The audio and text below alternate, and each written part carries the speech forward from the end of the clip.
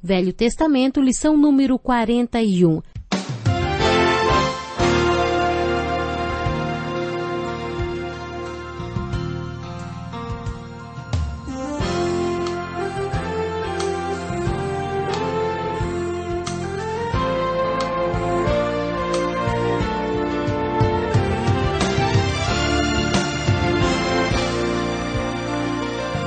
Talvez você tenha feito constantemente estas perguntas. Onde posso encontrar refúgio num mundo cheio de conflitos? Ou, como e onde posso encontrar força para vencer nesse mundo que oferece tantas derrotas? Acompanhe agora com o pastor Edson Bruno mais um programa Encontro com a Palavra.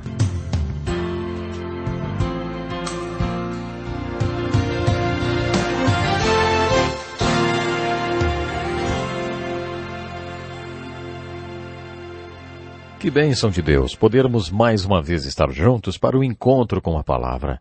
Abra a sua Bíblia no primeiro livro de Crônicas e siga comigo a continuação do estudo da Bíblia.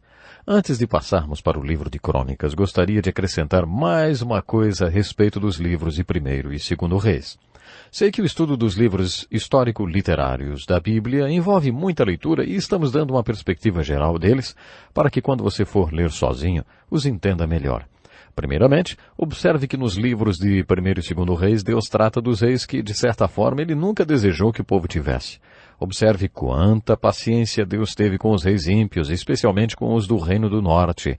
Observe também como Deus pacientemente os alertou antes que todos aqueles períodos de escravidão sobreviessem sobre os israelitas. E por último, veja como Deus também respondeu às orações dos reis ímpios, o que levanta algumas questões teológicas muito interessantes.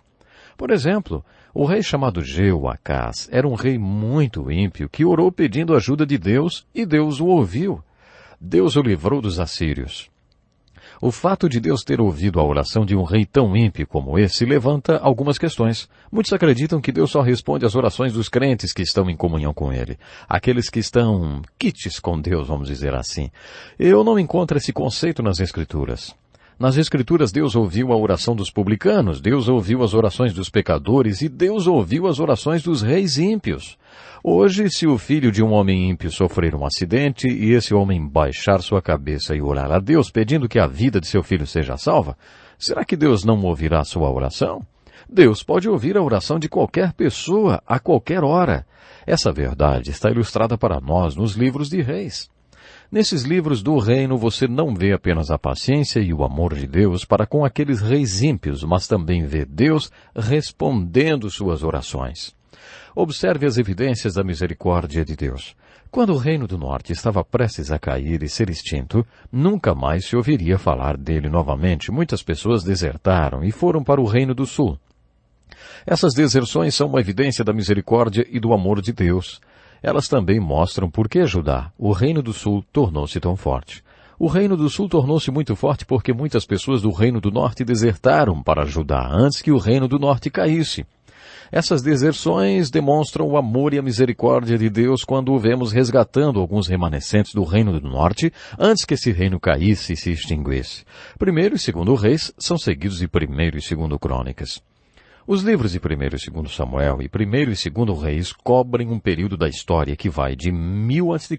até 500 a.C. 1º e 2º Crônicas relatam o mesmo período da história.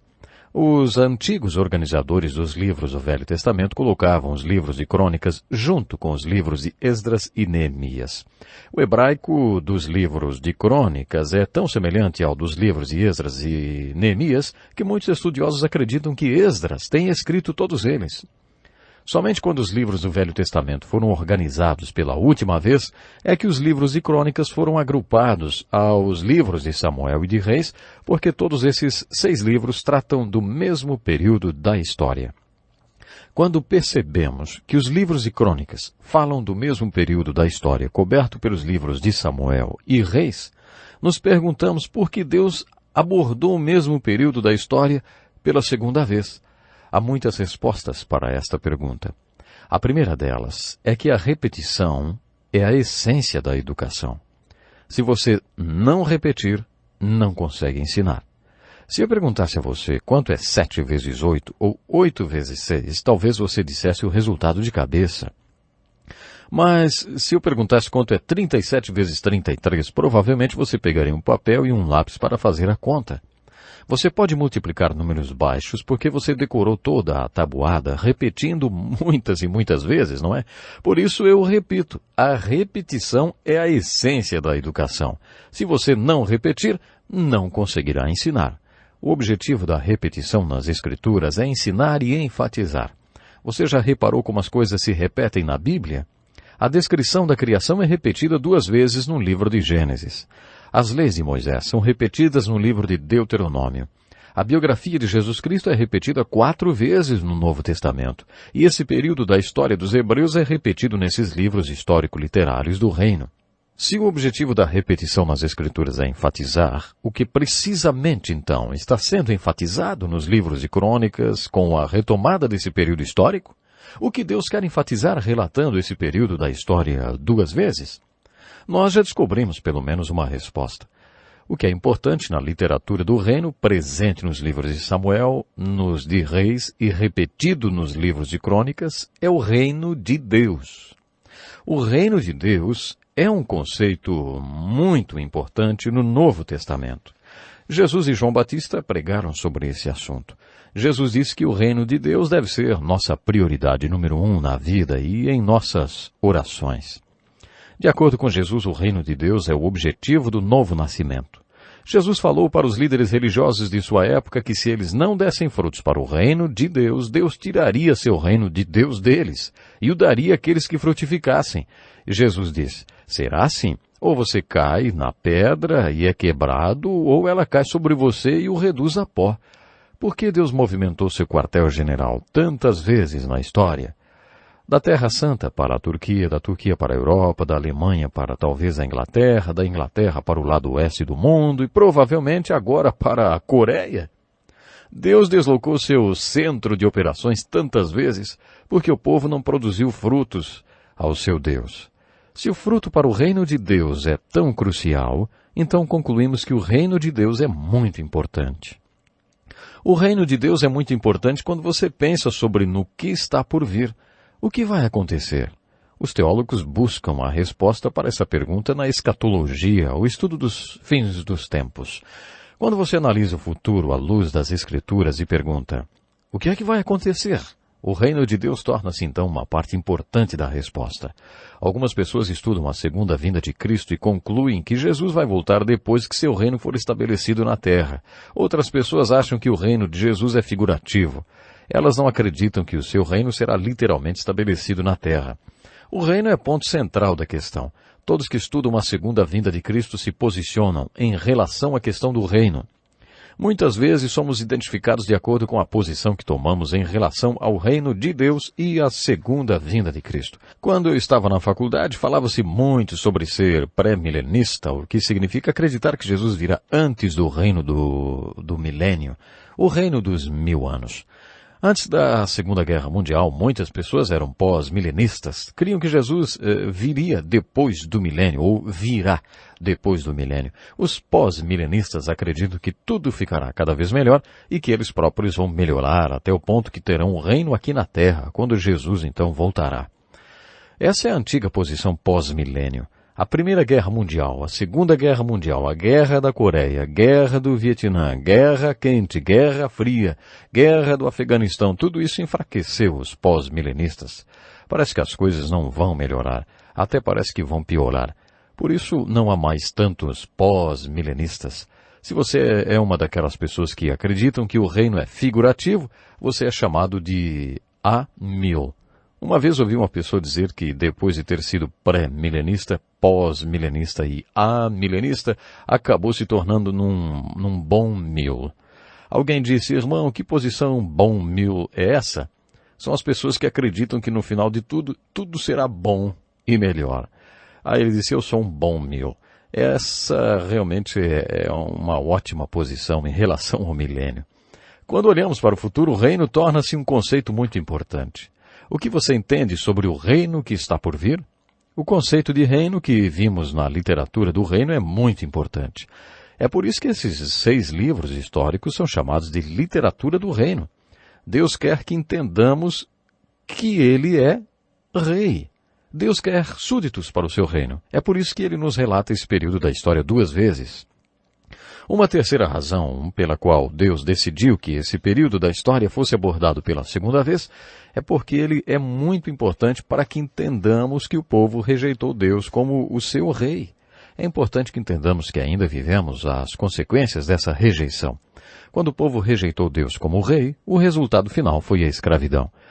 Depois dos cativeiros, não se ouviu mais nada sobre o Reino do Norte. A narrativa histórica continua com o Reino do Sul. De acordo com os estudos proféticos sobre a grande varredura que Deus fez, quando o povo do Reino do Sul foi levado para a Babilônia, iniciou-se uma nova era. Eles chamam essa nova era de os tempos dos gentios. Deus quis uma teocracia, onde ele fosse o rei e os filhos de Israel fossem seus súditos.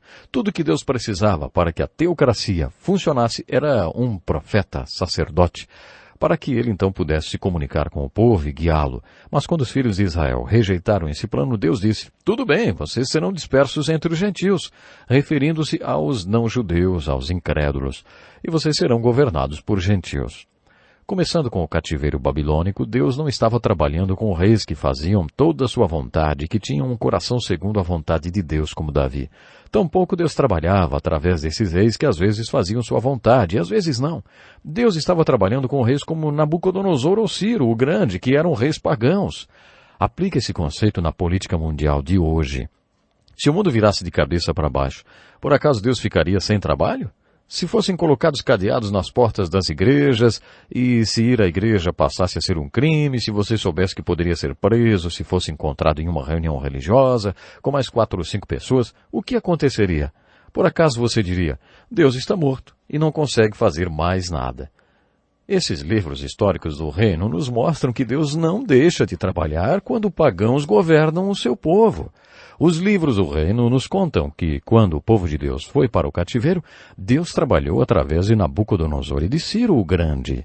Deus continuou a trabalhar através dos governantes pagãos. Apesar de Deus preferir uma teocracia, o povo de Deus viveu governado por pagãos e foi disperso entre o povo pagão. Uma antiga tradução do Antigo Testamento, a Septuaginta, denominava os livros de crônicas de fatos omitidos. Um nome bem apropriado para os livros de crônicas. O título possui 2 aplicações. A primeira é que existiam algumas coisas sobre esse período da história que foram relatadas nos livros de Samuel e de Reis e omitidos nos livros de crônicas. Esdras queria contar a história completa. A segunda razão para esse título é que Esdras acreditava que quando Deus considerava esse período da história, ele omitia alguns fatos que encheram muitas páginas nos livros de Samuel e de Reis, como os pecados de Davi e Salomão. Uma outra razão, talvez a mais importante para a repetição desse período da história nos livros de crônicas, é que Esdras acreditava que os livros de Samuel e de Reis relataram esse período da história sob a perspectiva humana. Esdras acreditava que esse período da história deveria ser relatado sob a perspectiva espiritual, divina. Há uma grande diferença entre perspectiva divina e perspectiva humana. O profeta Isaías afirmou em Isaías 55 que Deus falou o seguinte, os meus pensamentos não são os pensamentos de vocês, nem os seus caminhos são os meus caminhos. Deus estava dizendo que há muita diferença entre a maneira como você pensa como ser humano e a maneira como ele pensa e faz as coisas como Deus. Há muita diferença entre esses 2 pontos de vista, assim como céus e terra são diferentes. Deus estava falando para Isaías, se você quer as perspectivas humana e divina juntas, aproxime-se da palavra de Deus, porque ela dará a você a minha perspectiva de tudo. É por isso que temos mais um relato desse período da história. Há uma diferença enorme entre a maneira como o homem e Deus relataram esse período da história. Compare os livros de crônicas com o que você já leu nos livros de Samuel e de Reis. É empolgante comparar essas 2 perspectivas. Nos livros de crônicas, Esdras relatou esse período da história sob a perspectiva divina. Nos livros de Samuel e de Reis, esse período da história foi relatado sob a perspectiva humana. Por exemplo, quando você compara os 2 relatos, perceberá que há algumas omissões. Você está lembrado que em 2 Samuel lemos todos aqueles capítulos de 11 a 18 totalmente dedicados aos detalhes sórdidos do pecado de Davi e suas consequências? Nos livros de crônicas, esse pecado nem é mencionado. O pecado de Davi é uma das coisas que foram omitidas nos livros de crônicas. Essa é uma boa notícia. Essa omissão significa que o meu pecado não será mencionado quando eu estiver diante de Deus, porque confiei em Jesus Cristo e na salvação que Ele me deu. O pecado de Salomão também é omitido. O pecado de Salomão é mais uma das belas omissões das crônicas de Esdras. Há muitas coisas que foram omitidas por Deus e que não foram omitidas pelo homem. Algumas dessas omissões são impressionantes. Por exemplo, o reino do norte de Israel foi totalmente ímpio. Durante toda a sua existência, não houve nenhum rei bom no reino do norte. E aqui está o fato impressionante a respeito do reino do norte. Em seu relato, Esdras não mencionou mais o reino do norte depois que contou sobre a divisão do reino. Essa foi uma das omissões, e nisso encontramos uma aplicação impressionante. Todos nós queremos crer que somos importantes, que fazemos diferença, que fazemos algo importante. Como crentes, nós deveríamos sempre desejar muito, muito mesmo, fazer diferença onde estamos. Quando levantamos de manhã, deveríamos sentir que o que faremos naquele dia terá significado. Deveríamos ter um senso de destino e de dever em relação à nossa vida no dia a dia. Deveríamos nos sentir como uma vela acesa. Deus acendeu essa vela e escolheu um lugar específico para ficarmos. Somos parte daquilo que Deus está fazendo no mundo e isso torna o nosso dia muito empolgante. Quando você tem essa perspectiva na sua vida, pode imaginar Deus relatando o período da história no qual você está vivendo, ignorando totalmente tudo aquilo que você viveu antes? É assim que Deus trata o reino do norte nos livros de crônicas. É impressionante perceber que quando Deus relatou esse período da história, aqueles reis que tinham vivido e morrido e reinado e que fizeram o que fizeram no reino do norte, nem são mencionados. Eles não são mencionados porque eles não se encaixam em nenhum dos planos e propósitos de Deus. A omissão de qualquer situação em relação ao reino do norte nos livros de crônicas é definitivamente uma notícia boa. Nos livros de Samuel e de Reis, todos os reis receberam destaques, ímpios ou não. Mas nas crônicas, os reis que são destacados nos dois reinos são aqueles que foram instrumentos para trazerem reavivamento, restauração e reforma para o povo de Deus. Alguns reis do reino do sul, como Asaf, Josafá, Joás, Ezequias e Josias, que foram instrumentos para trazerem boas coisas para o reino, esses reis receberam destaque em Reis e em Crônicas. Os reis que não fizeram nada, ou os ímpios, não são mencionados em Crônicas. Isso mostra o que é importante para Deus. Eu amo a história de Josias. Havia um homem chamado Ilquias que trabalhava no templo quando este estava sendo restaurado. Ilquias encontrou alguns rolos das Escrituras. Isso aconteceu quando Josias era rei. O povo estava tão decadente e apóstata que tinha esquecido completamente o que eram as Escrituras. Ilquias ficou empolgado quando disse: "Olhem o que achei! Acho que são os mandamentos de Deus, as próprias palavras de Deus." Ilquias estava certo. Os rolos eram as Escrituras. Mais tarde, aqueles rolos foram lidos para o rei Josias. Quando Josias conheceu os mandamentos de Deus e percebeu que eles não estavam sendo obedecidos, tremeu diante da palavra de Deus. Esdras era descendente de Ilquias, como veremos quando estudarmos o livro de Esdras. Ilquias deve ter tido uma grande influência na vida de Esdras. Esdras era um grande professor das Escrituras. Ele deu uma grande contribuição ao reacender o interesse pela palavra de Deus. Esse reavivamento iniciou-se nos dias de Josias. Esdras foi o homem que organizou o Velho Testamento no formato que nós temos hoje. Tudo isso está registrado em crônicas, porque as Escrituras são muito importantes sobre a perspectiva de Deus. Em Samuel e em Reis, esse período da história foi relatado do trono, sob a perspectiva política nacional. Em Crônicas, esse mesmo período é relatado do altar ou do templo, ou seja, sob uma perspectiva espiritual. Quando comparamos as Crônicas, vemos que elas são uma interpretação ou um comentário sobre o livro de Reis. É por isso que nos livros de Reis lemos sempre: consultem as Crônicas, consulte as Crônicas. Quando você lê nos livros de reis sobre um determinado rei, o autor menciona que a história desse rei está relatada no livro de crônicas. Os livros de reis mandam o leitor consultar as crônicas, porque o autor de reis, que é o Espírito Santo, quer que você tenha uma perspectiva espiritual a respeito daquele rei ou daquele acontecimento. Nós podemos mencionar vários contrastes. Nos livros de Samuel e de Reis, a ênfase está na vida e na pessoa de Davi, e também na sua liderança. Nas crônicas, a ênfase está na linhagem e na casa de Davi. A casa de Davi é o que há de importante quando Deus relata esse período da história. A linhagem de Davi é outra razão pela qual Judá recebe tanta ênfase nas crônicas. O Messias veio através da tribo de Judá, por isso Deus queria dar mais enfoque à tribo de Judá. Observe também a explicação para o sucesso político de Davi. Davi foi abençoado no seu reinado para dar alegria ao povo de Deus. É por isso que Deus queria que ele fosse um grande líder.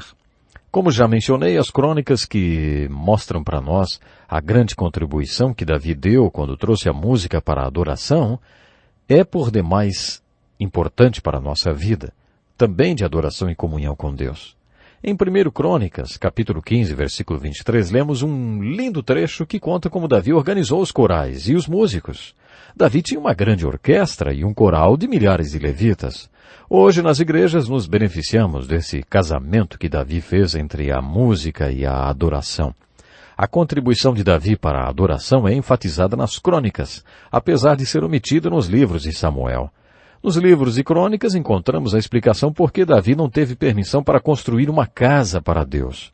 Em Reis e em 2 Samuel 7, lemos simplesmente que Davi não teve permissão para construir a casa de Deus. Em 2 Reis e em 2 Samuel capítulo 7, lemos que foi porque Deus não precisava de uma casa. Mas nas crônicas, onde temos a perspectiva divina, somos informados que Davi não construiu a casa de Deus porque ele era um guerreiro. Davi tinha derramado muito sangue. É nas crônicas que você fica sabendo por que Josafá uniu-se a um rei tão ímpio como Acabe. Eles tinham netos em comum. Porque seus filhos haviam se casado. Talvez seja por isso que eles estivessem juntos em 1 Reis 22. Um dos versículos mais importantes das crônicas é o de 2 Crônicas 7,14. 2 Crônicas 7,14. Nesse versículo ouvimos uma palavra do templo para o palácio. Uma palavra do templo, da vida religiosa para a vida política da nação. Uma aliança que Deus ofereceu ao seu povo. Há 20 diferenças entre os livros de crônicas e os livros de Reis e Samuel. O segredo para entender e abordar essas diferenças e a razão para ter havido uma repetição do relato desse período da história dos hebreus é: os caminhos de Deus não são os nossos caminhos, e os seus pensamentos não são os nossos pensamentos. A diferença entre a maneira de Deus pensar e a nossa, e a maneira como Ele age e a nossa, são tão diferentes como o céu é diferente da terra. Se você quer ter a perspectiva divina, se você quer alinhar o seu modo de pensar e de agir com o de Deus, então leia as crônicas. Leia as crônicas, lembrando-se do que leu em Samuel e em Reis. Observe o que é omitido pelos homens e não é omitido por Deus. Depois observe o que não é omitido pelos homens, mas é omitido por Deus. Observe a diferença entre o relato sobre esse período da história que Deus fez e o relato do mesmo período feito pelo homem. Vamos ficar por aqui hoje. Muito obrigado por sua sintonia e até o próximo programa. Que lição importantíssima. Obrigado, pastor Edson Bruno. Prezado ouvinte, coloque em prática o que você ouviu aqui.